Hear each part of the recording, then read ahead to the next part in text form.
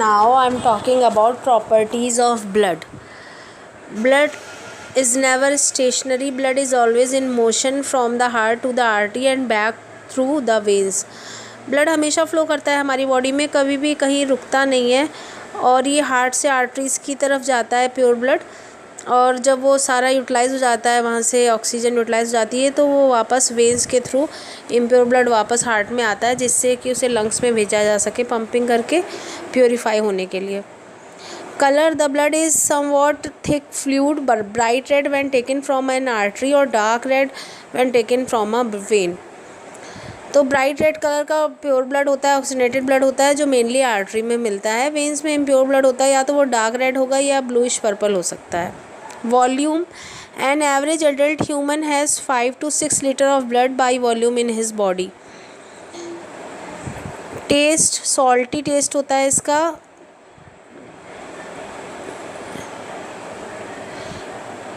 The blood is slightly alkaline with a pH of 7.3 to 7.45. Blood की pH value 7.3 से 7.45 है, जो slightly basic है, क्योंकि 7 न्यूट्रल होता है, 0 से 6 एसिडिक होते हैं और 7 से ऊपर 8 से 14 तक बेसिक होती है pH वैल्यू। तो स्लाइटली बेसिक है क्योंकि इसकी pH है 7.3 to 7.45. Now I am talking about function of blood. Main function of the blood in our body can be treated under two broad heading. Number 1 transport and number 2 protection. तो हमारी body में blood के दो main काम हैं, एक तो transportation करना, मटेरियल को एक्सचेंज करना, like oxygen, nutrients, waste product को पूरी बॉडी में इधर से उधर पहुंचाना, और दूसरा प्रोटेक्शन करना, हमारी बॉडी टेम्परेचर को मेंटेन करता है और जब कट लग जाता है तो ब्लड क्लॉटिंग में हेल्प करता है। Number 1 transport by blood, transport of digested food, oxygen, carbon dioxide, excretory substance, hormone, body heat, इन सारी चीज़ों के ट्रांसपोर्टेशन का काम ब्लड का है। Transport of digested food from alimentary canal to the tissue, the substances are simple sugar like glucose, amino acid, vitamins, mineral, salt etcetera. तो जो भी फूड हम लेते हैं, जो हमारी बॉडी में डाइजेस्ट हो जाता है, उसके अंदर जो ग्लूकोज होता है, अमीनो एसिड्स होते हैं, विटामिन्स होते हैं, मिनरल, कार्बोहाइड्रेट, फैट, सॉल्ट, इन सारी चीज़ों को हमारा जो ब्लड है वो एक जगह से दूसरी जगह तक पहुंचाने में हेल्प करता है, ट्रांसपोर्टेशन में पूरी बॉडी में। पूरी बॉडी में ग्लूकोज की सप्लाई करनी हो या ऑक्सीजन की, तो ब्लड की हेल्प से ही हो पाती है। Transport of oxygen from the lungs to the tissue, it occurs by means of red blood cells in the combination with hemoglobin. Hemoglobin is a red pigment found in RBCs. When hemoglobin combines with oxygen, it forms oxyhemoglobin.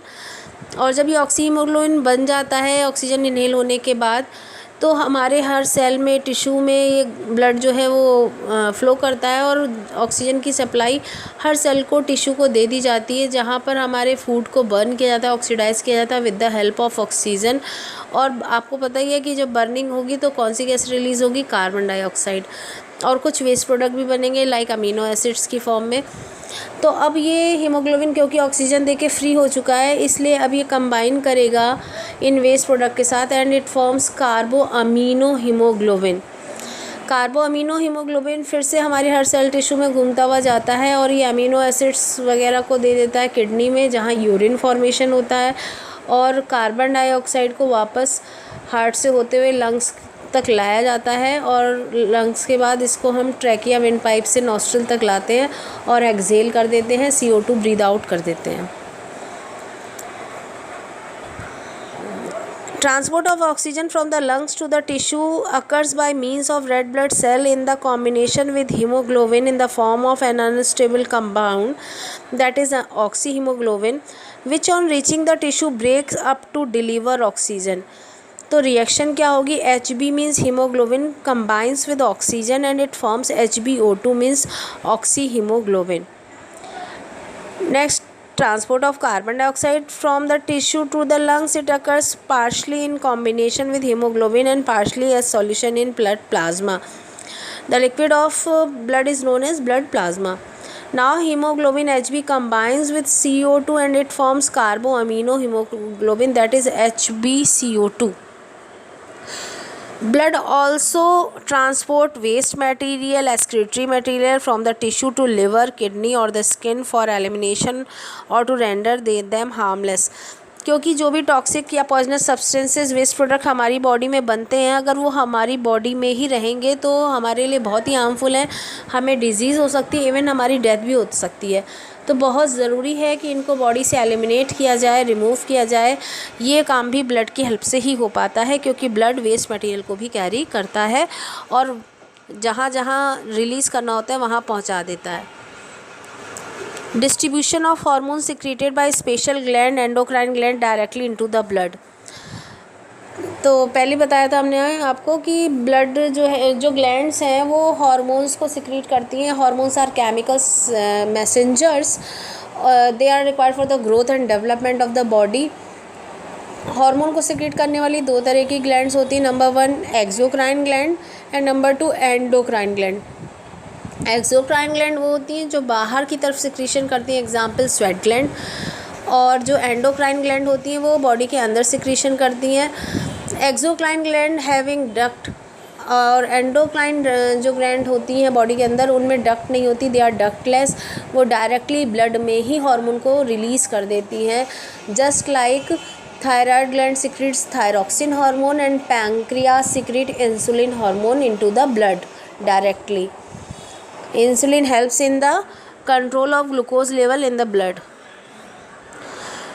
Next, distribution of heat. The blood help in keeping the temperature of body uniform by distributing heat.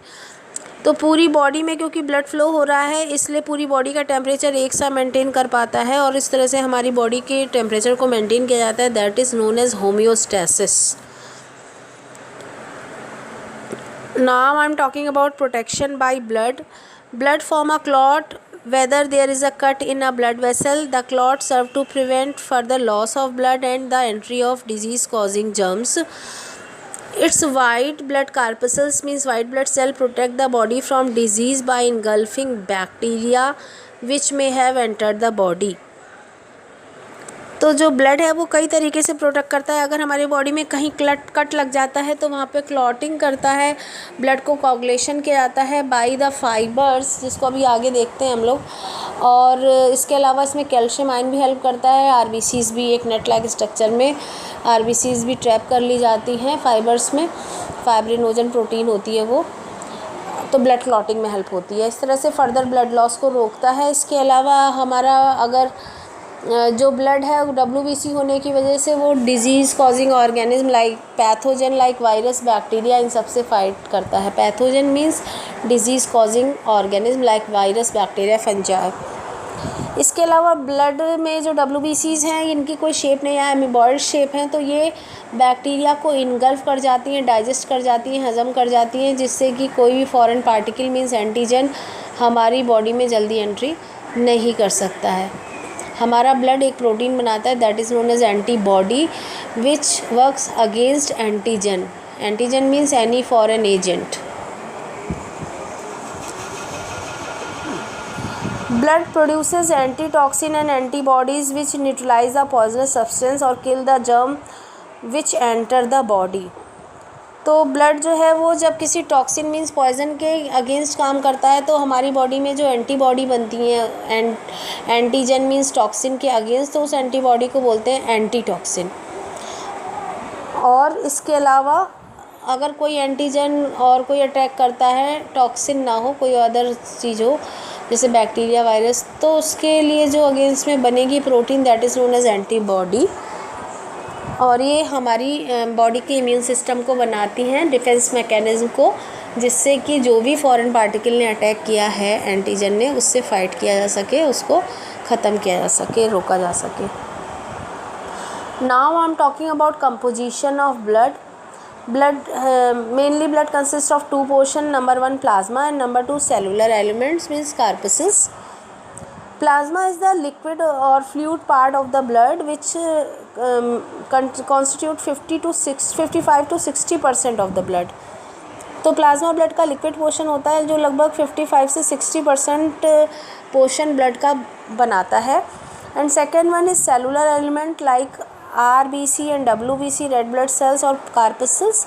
और white blood cells और कार्पसेल्स and platelets. 40 to 45% blood का cellular element है।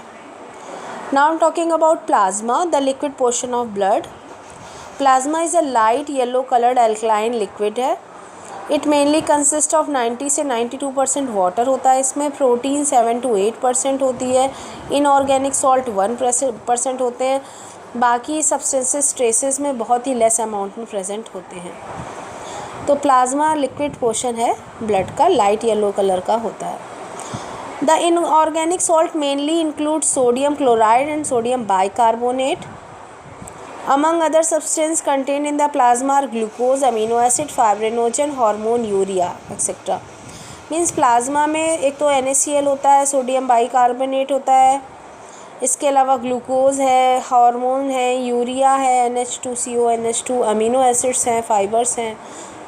The plasma from which the protein fibrinogen has been removed is called serum. Serum किसको कहते हैं? Plasma में से अगर हम फाइबर्स को निकाल दें, यानी फाइब्रिनोजन प्रोटीन को निकाल दें, तो केवल एक वाटर जैसा लिक्विड होता है।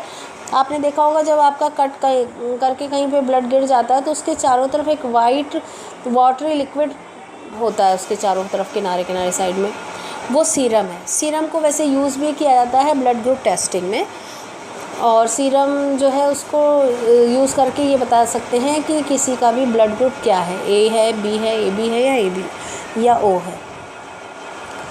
Now I am talking about cellular elements.